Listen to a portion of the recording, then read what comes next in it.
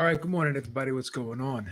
I normally don't do videos like this, talking about what other people say, other fighters say, other journalists or broadcasters say. Every now and then I'll make a comment about it if I'm on a podcast or a show, but I never really focus a whole video on it. But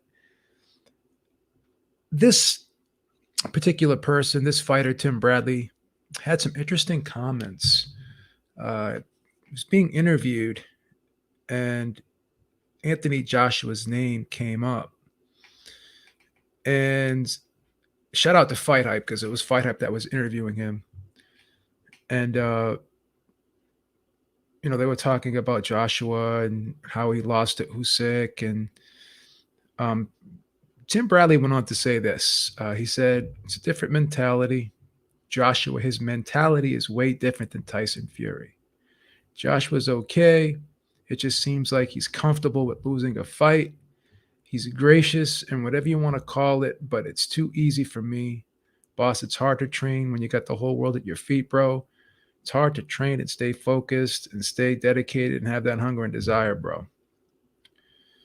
And then he goes, because success, that weakens the mind. And I think in the Ruiz fight, I think that ruined him. I think that ruined his confidence. I think he's also scared to get hit. He's gun shy. Don't want to throw because he's afraid of getting hit. So that's why you didn't see him throw. Well, Tim Bradley has a way of putting things, and he can be harsh at times. And I understand where he's coming from, and maybe he didn't put it in the most kind of ways. Tim Bradley can be overly critical sometimes. He can be insulting. But I have to say, these are things that I've been seeing from Anthony Joshua ever since the Klitschko fight. And I think after the Ruiz fight, it just exacerbated, the behavior and the feelings that I've seen. Like, he doesn't look confident in fights, right? He seems unsure of himself, and a lot of times he's throwing punches, but it's almost as if he's throwing them in a very unconfident way, basically. Like, it throws like get off me punches. He just paused with the jab sometimes because he's not sure if he's in position to throw the right hand. And when you paw and you stiff arm with the jab, I know fighters do it occasionally, but when you do it like Joshua has been doing it lately, very consistently doing it like that, you're basically telling your opponent, I'm trying to find a way to throw this right hand on you, but I'm not quite comfortable throwing it yet. So he's basically advertising to his opponent that he's looking for the right hand, but he's just not ready to throw it, right?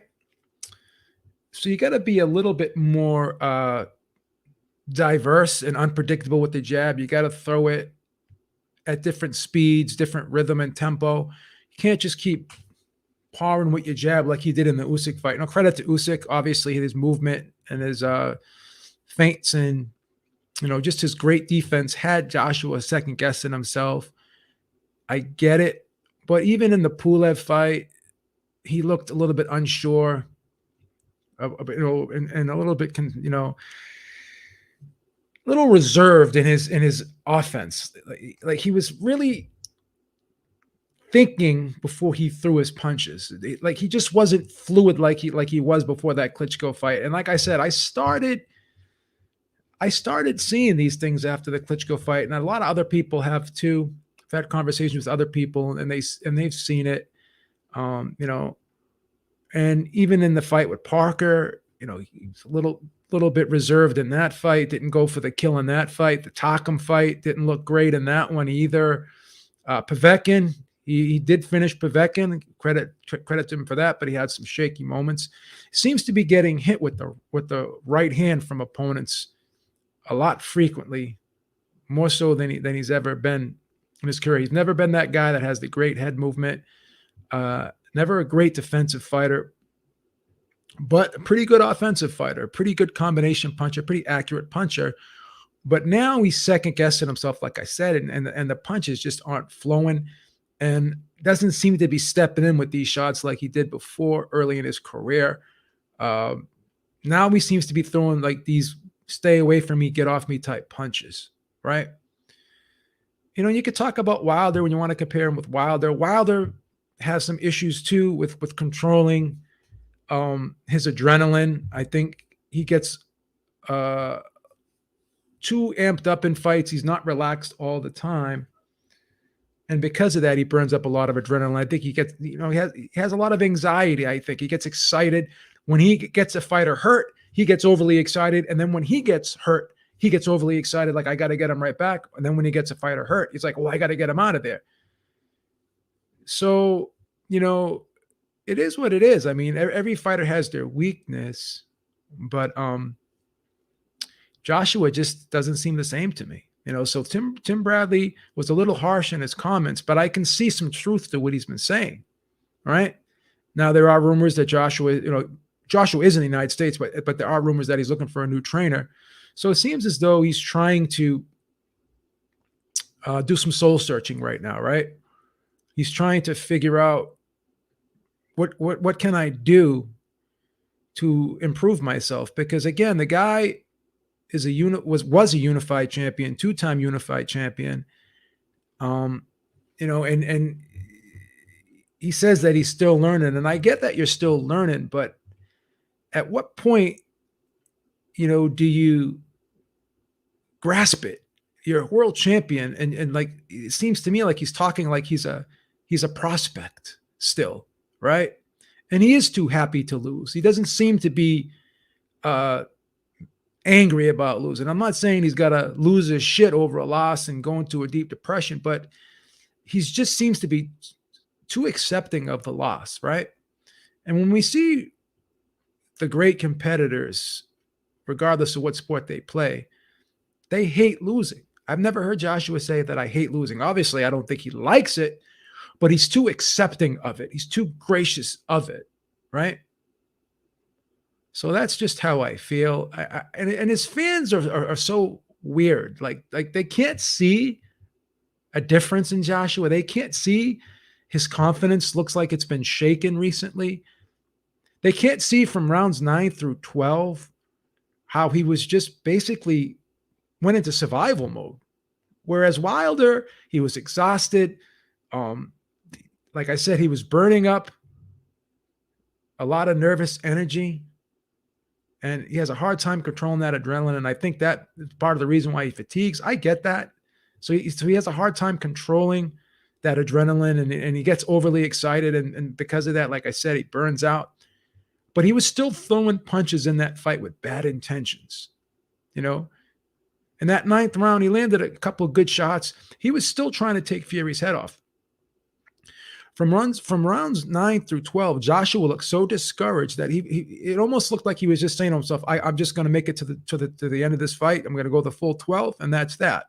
He started really throwing punches like he was just going through the motions. He wasn't stepping in with anything. And like I said, they would get off me punches, right? And it just looked like he was confused. Now, from rounds 8 through 5 through 8, excuse me, from rounds 5 through 8, which were the middle rounds, I thought he went on a little run, but then Usyk was able to weather the storm.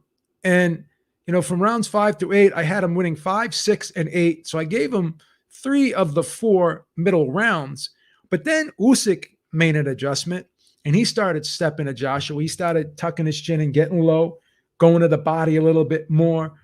And he became more aggressive, and he was going in, and then he was just pivoting off to the side and stepping off to the side. So he was staying close to Joshua, but he was not standing in front of Joshua. So Joshua had to keep resetting, right? So Usyk was throwing the lead left hand to the body, and he was coming over the top with the right hook. So he's making a lot of adjustments. So Usyk made like 2 or 3 adjustments in that fight, right? And Joshua made maybe 1. Right?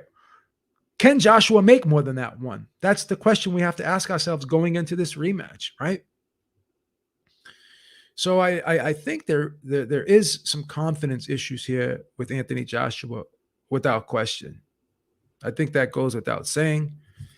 Um, so what's going to happen here? I'm hearing rumors that Ronnie Shields may be the new trainer.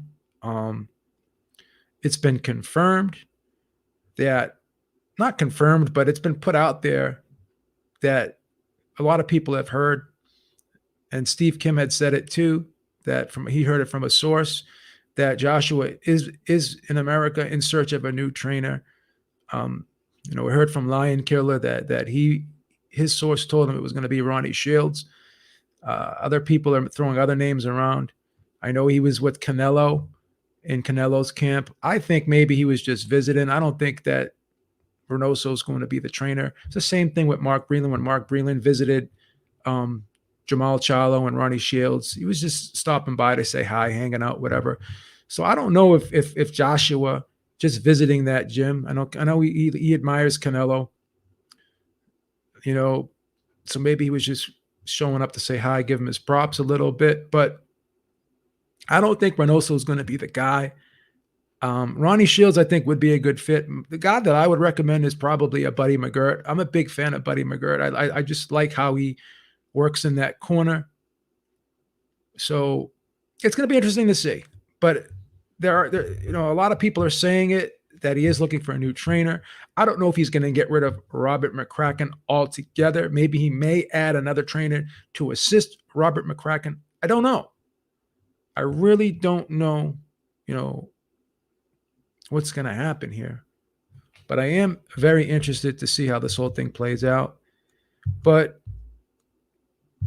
I don't think that this is the same Joshua that we saw before that Klitschko fight. I think that we're seeing a Joshua who may be a little bit gun shy. No one likes to get hit. No fighter likes to get hit. But it's one thing not liking to get hit, not wanting to get hit, and then being overly concerned with it in the fight. So, where you can become hesitant and, you can second guess yourself, because when you have that little bit of hesitation at this top level, if you hesitate or second guess yourself just a little bit, right? Just a little bit, that little bit of hesitation can really spell the end for you. That one mistake can be the end for you. It could really hurt you in a fight if you have that hesitation, if you don't have those instincts. Tyson Fury's been hurt in fights. He's gotten up.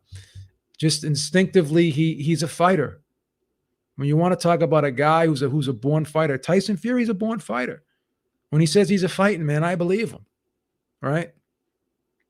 Deontay Wilder does have that dog in him. I believe that. But again, he has a hard time controlling his emotions in a fight. I think he fights with too much excitement.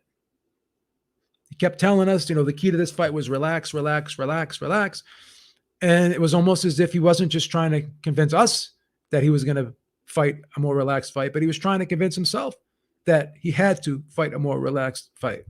And maybe he was the one with nervous energy. He was trying to say Tyson Fury was the one with nervous energy, but maybe he was just projecting his own feelings onto Tyson Fury. Because when he entered that ring, you could see, he had that look of that weird look on his face once again in this third fight. And we saw it throughout the whole fight. But even still, it's like his instincts kicked in. Like he has that dog where he has that killer instinct where he throws those punches with bad intentions. Joshua, not so much. He's saying to himself, should I throw this? If I throw this, am I going to get countered? Deontay Wilder doesn't care about any of that. He's going to throw the punches regardless. If he gets hit, he gets hit. Same thing with Tyson Fury. Shakur Stevenson is versus Jamal Herring. I'm going to be doing a video maybe later today or sometime during the week on that fight. And I see that same issue with Shakur Stevenson as well, where he's overly concerned about getting hit. So I think that can be a problem for fighters because it puts them in a situation where they're not sitting down on their punches. They're second guessing themselves. second guessing themselves, and they can be overly defensive and they can be negative in fights. And then as a result, they could be losing fights, or they can allow their opponent to control the fight and be the ring general.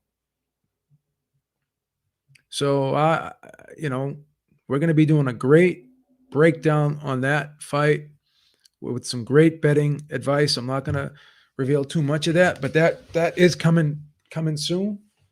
I just want to, get my thoughts and really put everything together so I can give you guys the best video possible with that fight. So that fight is coming. It's coming down the road. It is already on the schedule, and you will have it no later than Friday, probably either today, tomorrow, definitely by Friday, you will have that video. And it's gonna be a very good, informative, interesting video. So I hope you all join me for that video. It is coming. So yeah, let me know what you guys think. Is this mental with Joshua, or will the new trainer help him? Let's do a quick poll to see. Let's do a quick poll to see what you guys think.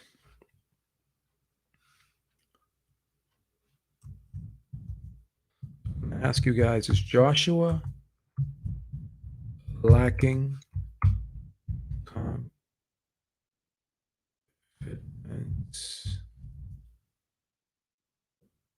And is he gun shy?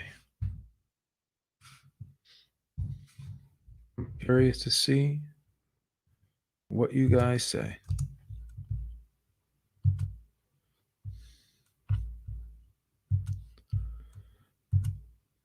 Alexander Wilson, thank you so much. He said, Kyle Froch said that Rob McCracken had zero to say on what happens and what goes on with AJ's camp or training. They are scapegoating McCracken. Well, if you're a trainer and you have zero input on what to say and what you can do, and you're staying there, then you're just there to collect a check. Emanuel Stewart, in my opinion, is the greatest trainer of all time. He was my favorite trainer. And I'll tell you this. He trained for, he obviously he had guys that like Hilmer Kenty, Thomas Hearns. I think Dennis Andres was a light heavyweight champion as well. So he had some guys he took from the root to the fruit, as they say. He took them he trained them in the amateurs and trained them in the pros all the way up to making them champions. So he's taken guys from scratch and made champions out of fighters. But there was a time when he became a gun for hire as well. Miguel Cotto, Jermaine Taylor, Evander Holyfield, Oscar De La Hoya, even Julio Cesar Chavez he trained. So he trained a lot of fighters. And, I interviewed Emanuel Stewart. And, he left those guys. He trained Holyfield for one fight. Didn't like what Holyfield was paying him. He walked out, right? Cotto, another situation. He said he had some issues with Cotto. He wouldn't go too deep into it. Same thing. So the reason why I can respect Emanuel Stewart is he was in there with some high profile fighters, right? He was in there with he trained some high profile fighters. He was a gun for hire for little bits and pieces of his career, but he didn't like what was going on. He had no problem walking out and leaving. He wasn't going to stay there just for a paycheck like some of these other trainers do. No disrespect to Manny Robles, but after the second Ruiz fight with Joshua, right? He's coming out and saying, well, Ruiz didn't listen to me. He didn't do anything I was saying. He wasn't training. He was just going through the motions, blah, blah, blah, blah, blah. So that just tells me that you weren't doing your job. You still stayed there for the check, even though what you were doing, he wasn't responding to, right? So then why did you stay? Why didn't you walk out? Can't complain now. Just because he fired you, right? Because he got rid of you. Now you want to throw him under the bus and talk all that trash about him. I'm not saying I'm not saying what you're saying isn't true, But you're only making yourself look bad when you're only making yourself look bad when you do that. Easy Boy 88 Sunny, you are correct. That quote was not from Hit 'em Up, it was from Against All Odds. You are 100% correct. I was wrong. I got the two songs confused. I just don't know why. I'm 52 years old. In 2 months, the memory's going. You can't expect me to remember everything. No, but I actually confused the two songs. You are correct. All right. Salute to everybody in the chat. Salute Fight Doctor. Salute Scant Rants. Salute Leighton Evelyn. Salute Tony Barlett. Salute Fight Doctor. I think I already said salute. Salute Drew. Salute Centurion Son. Salute Dr. Mfongo. Salute Chad Fletcher. How's everyone doing today? Usyk may be that good. I think he is that good, but once again, you have to look at rounds 9 through 12 in that fight. And with all due respect to Anthony Joshua, he looked like he was giving in. That he looked like he went into survival mode, right? He was no longer throwing. I don't think he was throwing punches with bad intentions. Like, he threw a couple good right hands, but he never really fought with aggression. He again,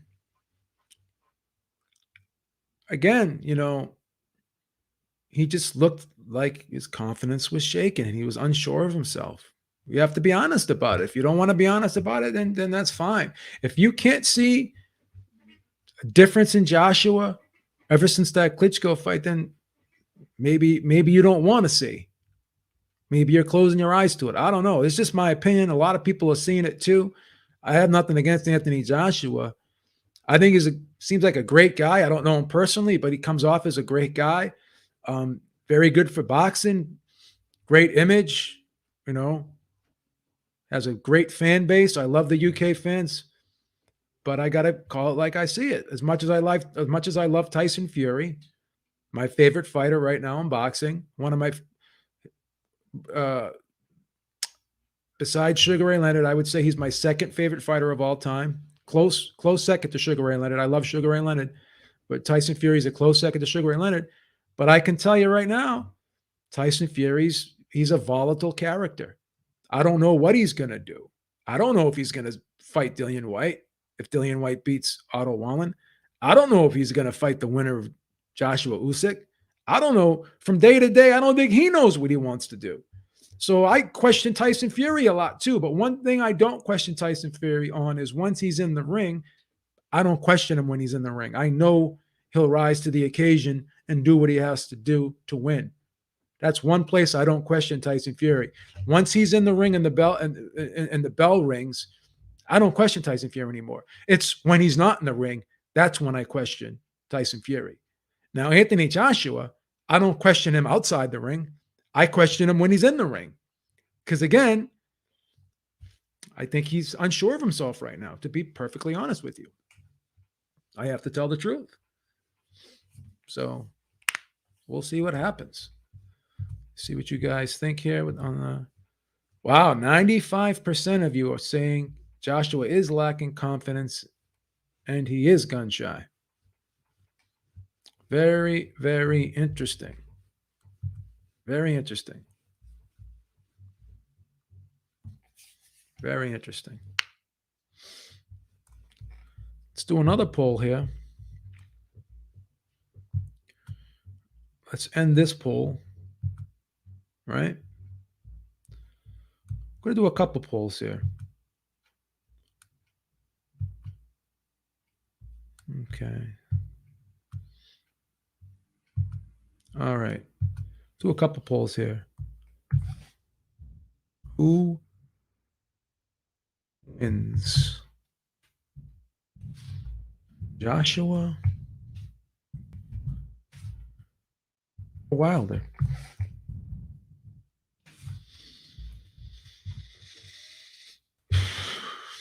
Do you guys think this version of Anthony Joshua can beat this version of Deontay Wilder, because I think both guys are somewhat compromised. Maybe I'm not even going to say maybe. I think Deontay Wilder, after these last two fights in a row, right? I'm going to say he's a little bit more compromised, more so than Anthony Joshua is, if I'm going to be honest. If I'm going to be honest, I'm going to say he's a little bit more compromised than Anthony Joshua, if I'm being truthful. What do you guys think? I think if you put a gun to my head right now, it would be a tough fight. I'd pick Wilder right now. Because both guys have defensive liabilities. Both guys have stamina issues, but I think Joshua has more issues with stamina than Wilder does. But the one thing that I can tell you with Anthony Joshua is he does get hit with a lot of right hands. He is very susceptible to the right hand. I do believe that. I do believe he's susceptible to the right hand. And I do believe that Wilder may be a little bit more durable than Anthony Joshua. AJ couldn't take Wilder's punch. Do a poll. Teddy Atlas, Abel Sanchez, Pedro Diaz, Buddy McGirt as new trainers. Yeah, I can do that. I can do that one.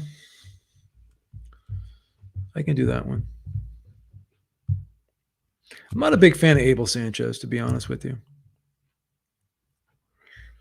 We got 73% picking Wilder, 27% picking Joshua. Whoever lands clean first, yeah. I think I would pick Wilder in that fight.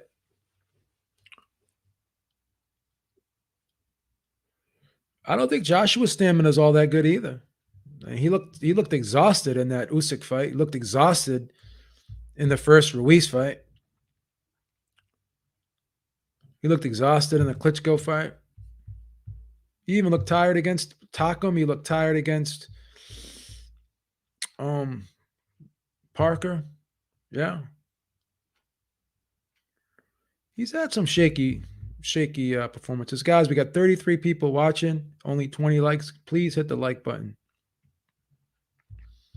Please hit the like button. See if we can get a few more votes on this poll, and then we can ask that question that Centurion Son wants to ask.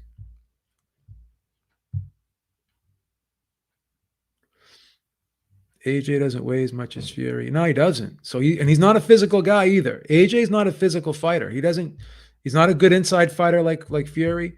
He doesn't lean on you. He's not a mauling type, wrestling type guy on the inside. It's a different fight.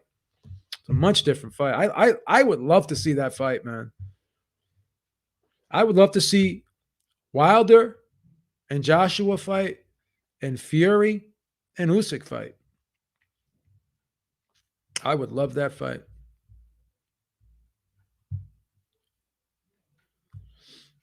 I would love that fight. Yep, Lion Killer did say it's Ronnie Shields. I'm gonna believe Lion Killer until he's proven wrong, because he's pretty solid when it comes to this whole thing about resumes. You can't bring your resume into the ring with you. You can't say I'm gonna beat the shit out of you with my resume. You know, Anthony Joshua had a better resume than Andy Ruiz, right? Lomachenko had a better resume than Teofimo Lopez. I mean, you fight the fights. That's what it is.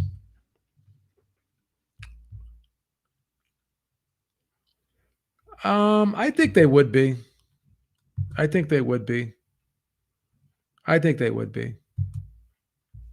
think there'd be a problem. I don't think people would care about that.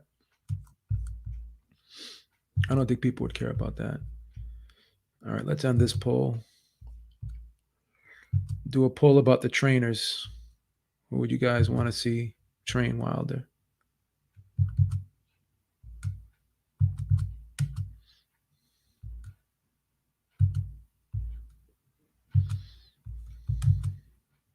Jesus Christ. Okay, here we go. This fucking thing is a pain in the ass. All right. Okay. Okay. Who do you want to train AJ? Eddie Reynoso,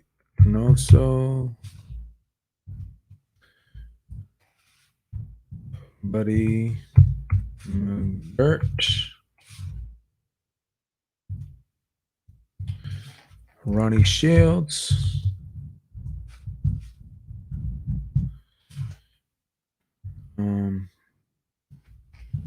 Abel Sanchez. What else do you want me to add to this? I got Eddie Reynoso, Buddy McGirt, Ronnie Shields, Abel Sanchez. Who else do you want me to add to this, guys?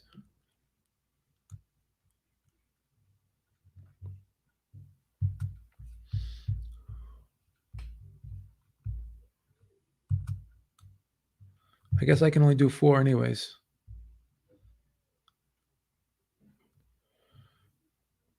Yeah, let's not even put Eddie. Let's put Teddy Atlas in there because yeah, that's a good point. Because Eddie Reynoso can't speak English, so it would make sense to have him as a trainer.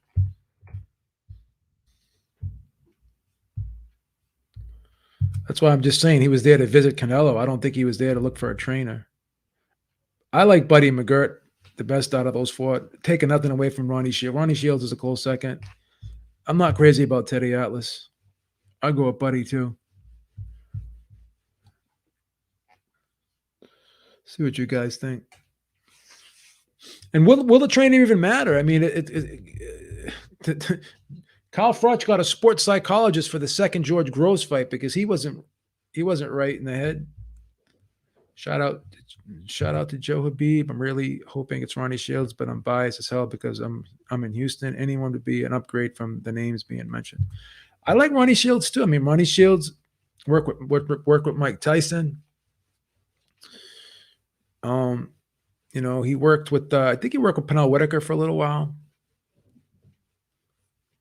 He used to work with Tommy Brooks and Lou Duva.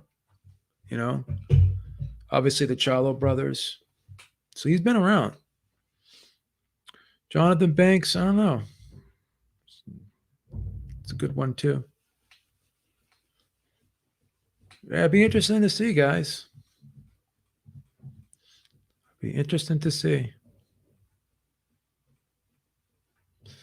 See who you guys, who's the head train, who's the leader, who's leading the pack. Oh wow, Teddy Atlas and Buddy McGirt are tied here, 36% apiece, and Ronnie Shields is at 29%. No votes for Abel Sanchez. Wow. Virgil Hunter, I don't know. The late Emmanuel Stewart would have been great in my opinion. Worked with Klitschko, as we know, turned it around for him and taught him to hide his chin with the imaginary line. Yeah.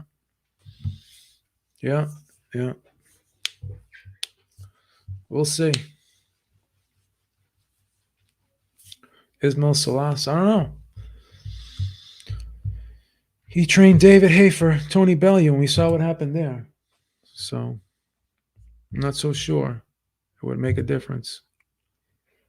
But we'll see. Yeah, I don't like Abel Sanchez.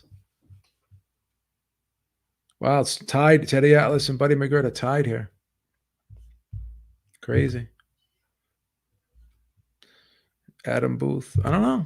Well, he's in the United States for a reason, so I don't know. I already said that, HLD. We already talked about that. We already mentioned that, yeah. We already discussed that as a possibility. Yep. We'll see. We'll see what happens. I got 19 votes in. Buddy McGirt pulled ahead by 42% to 32% for Atlas and 26% for Shields. Yeah, I mean, I've always said that, does a trainer make a difference? Yeah, that's a good question.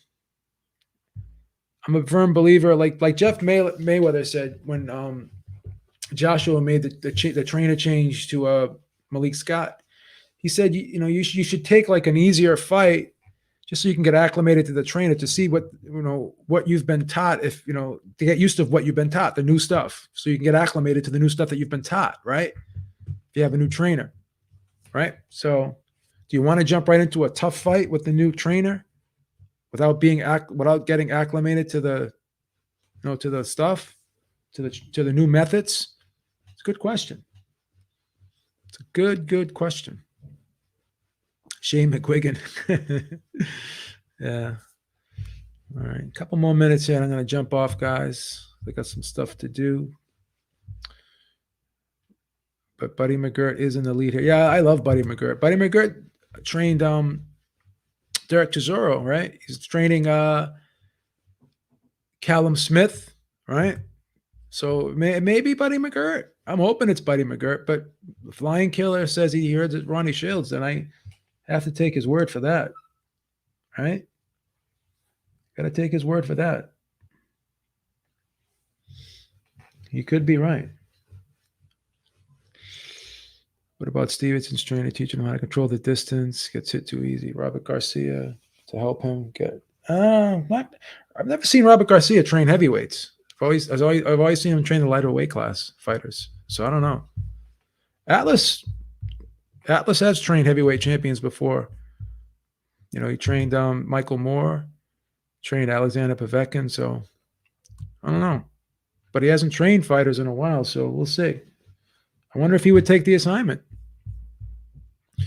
All right, guys, I'm going to sign off here. Make sure you check me out with Eric Lauder every Sunday, 6 p.m. Eastern Time, the Ringside Reporter podcast. Make sure you click the link in the description box. Go to manscaped.com.